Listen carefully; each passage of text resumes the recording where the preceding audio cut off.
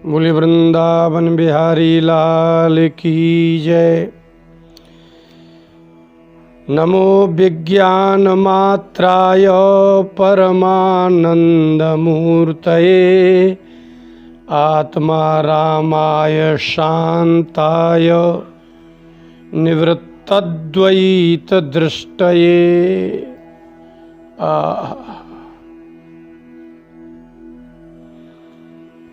जब किसी ज्ञान के लिए किसी की जिज्ञासा होती है तो उस जिज्ञासा के पहले क्या होता है उसकी भी जिज्ञासा होना चाहिए। किसी को भोजन बनाने की इच्छा हो, किसी को कुछ व्यंजन बनाने की इच्छा हो तो वो व्यंजन किस किस वस्तु से बनता है ये भी तो जिज्ञासा होगी। किस विधि से बनता है ये भी जिज्ञासा होगी। कौन सिखाता है ये भी जिज्ञासा होगी। ये सब जिज्ञासाओं का मूल है ये कि आप एक वस्तु की जिज्ञासा करेंगे तो उससे संबंधित जितना कुछ होगा वो सब जिज्ञासा के ही अंतर्गत है। यही जिज्ञासा की परंपरा है। आत्मज्ञान ब्रह्मज्ञान के पहले आपको किस चीज की पहले जिज्ञासा होना चाहिए? यदि आपको ये जिज्ञासा होती है कि ब्रह्म क्या है, आत्मा क्या है, तो जो उसका लक्षण जिससे प्राप्त होता होगा पहले उसकी भी तो जिज्ञासा होनी चाहिए। आपके सामने सबसे पहले शरीर है। इस शरीर के साथ कितनी वस्तुएं, कितने व्यक्ति, जितनी इंद्रियां उतनी वस्तुएं जुड़ी हुई हैं। आँख के साथ संसार का सारा स्वरूप, सुंदरता और कुरूपता सब जुड़ा हुआ है। नाक के साथ सुगंध दुर्गंध का ज्ञान जुड़ा हुआ है। कान के साथ सुशब्द और दुर्वचन जुड़े हुए हैं। जिह्वा के साथ स्वाद बेस्वाद जुड़ा हुआ है। त्वचा के साथ उसका त्वचा का शीत उष्ण ठंडा गर्म का ज्ञान जुड़ा हुआ है। तो आपको जो प्रत्यक्ष हो रहा है, जो घर है, द्वार है, मनुष्य हैं, पशु हैं, पक्षी हैं, जीवन संचालित वस्तुओं की भी जिज्ञासा होनी चाहिए। इसलिए शुक्ल यजुर्वेद के 40वें अध्याय, शुक्ल यजुर्वेद संहिता का 40वां अध्याय ईशावास्य उपनिषद कहा जाता है। उस उपनिषद का पहला मंत्र है कि पहले तो ये ही जानना आवश्यक है, ये धारणा ही बना लेना है, ये वृत्ति हो जानी चाहिए आपकी, तब आपकी ब्रह्म में वृत्ति जाएगी। पहली क्या वृत्ति होनी चाहिए? तो मंत्र में कहा, ईशावास्य उपनिषद का पहला मंत्र है, ईशावास्यमिदं सर्वं यत्किंच जगत्याम जगत तेन त्यक्तेन भुंजीथा माँ गृधा कस्य स्विद्धनम। सर्वप्रथम ये होगी माँ गृधा, आपके हृदय में किसी भी वस्तु के प्रति लोभ ना हो अंतःकरण में। नेत्र इंद्रिय है, उससे रूप का लोभ ना हो, कान से संगीत का लोभ ना हो, नासिका से सुगंधित पदार्थ का लोभ ना हो, जिह्वा से स्वाद का लोभ ना हो, अर्थात शरीर से भोगे जाने वाले जितने भी सांसारिक पदार्थ हैं उनका लोभ ही ना हो आपको। इसीलिए सबसे पहले उन्होंने कहा माँ गृधा, लोभ मत करो। कस्य स्विद्धनम, अर्थात ये धन जिसको आप कह रहे हो अर्थात कस्य स्विद्ध, किसका हुआ है, किसका है ये धन? आप जब पैदा हुए थे तो आपने देखा, आपको पिताजी की मकान मिला, माता की गोद मिली, यहाँ सब वस्तुएं पिता के द्वारा एकत्रित की हुई तो वस्तुएं मिली, लेकिन पिता को भी कहाँ से मिली? इसी परंपरा से मिली हैं। लेकिन वो भी छोड़ के चले गए। तो प्रत्यक्ष ज्ञान में जो आपके सामने है कि जो पैदा होता है वो लेके नहीं आता, जो जाता है वो लेके नहीं जाता, यहाँ की ही वस्तुएं संग्रहित होती हैं, ये तो पहले करिए आप। तो सर्वप्रथम वस्तु के प्रति, व्यक्ति के प्रति और शब्द स्पर्श रूप रस गंध के प्रति वेद ने कहा कि माँ गृधा, पहले उनका लोभ छूट जाए। मत लोभ मत करो, क्योंकि ये किसी का नहीं है। क्यों नहीं है किसी का? तो मंत्र के आदि में कहा ईशावास्यम इदम सर्वम यत्किंच जगत्याम जगत। यत्किंच आपकी बुद्धि जहां तक जो जिसमें हाथ रख दे, आँख से दिखाई देने वाली प्रत्येक वस्तु, नाक से सुगंध देने वाली प्रत्येक वस्तु और कान से सुनाई देने वाला प्रत्येक शब्द, त्वचा से स्पर्श होने वाला प्रत्येक पदार्थ, वो सब क्या है? यत्किंच, जो कुछ भी है वो सब ईशावास्यम। जब सब कुछ इसमें भगवान का ही है। ईश, ईश शब्द है। ईश, ईश शब्द का अर्थ क्या होता है? ईष्टे इति ईशा, जो शासक है, जो ईड्य है, स्तुति के योग्य है। आप किसकी स्तुति करते हो? जो थोड़ी बहुत कुछ दे देता है, सहयोग सहायता कर देता है, उसके प्रति आप कृतज्ञ हो जाते हैं। लेकिन जिसको, जो आपको जन्म से और दूध से लेकर के और अन्न तक, आयु पर्यंत बुद्धि, मन, स्त्री, पुत्र, पत्नी सब कुछ प्रदान करता है, उसके प्रति आपको कृतज्ञता नहीं है। इसलिए पहले वृत्ति बदलिए और वृत्ति में सर्वप्रथम ये आ जाए कि यहाँ सब कुछ भगवान का है, सब कुछ ईश्वर का है। वास्यम आच्छादितम,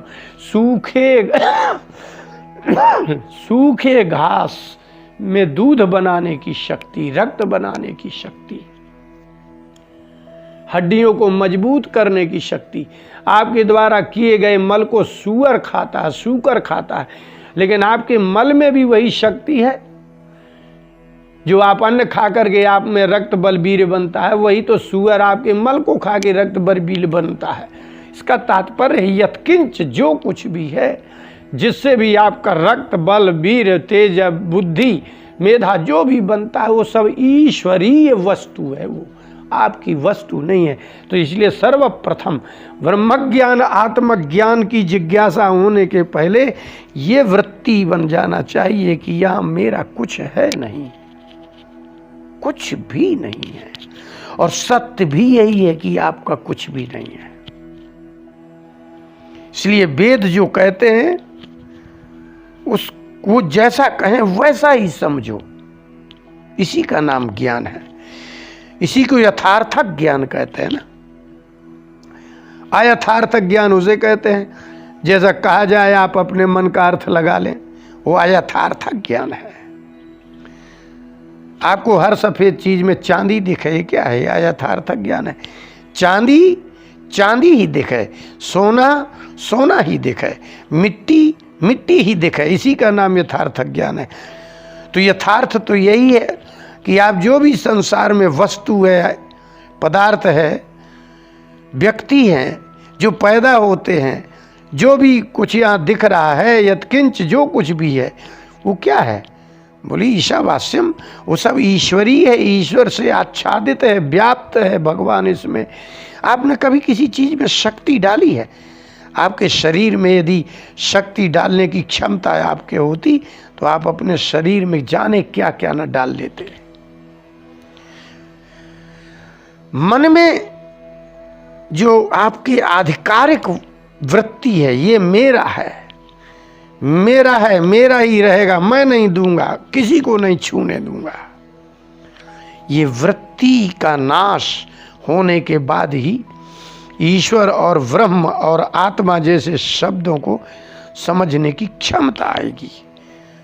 अब कोई पूछे कि भाई ऐसा करने से जिएंगे कैसे?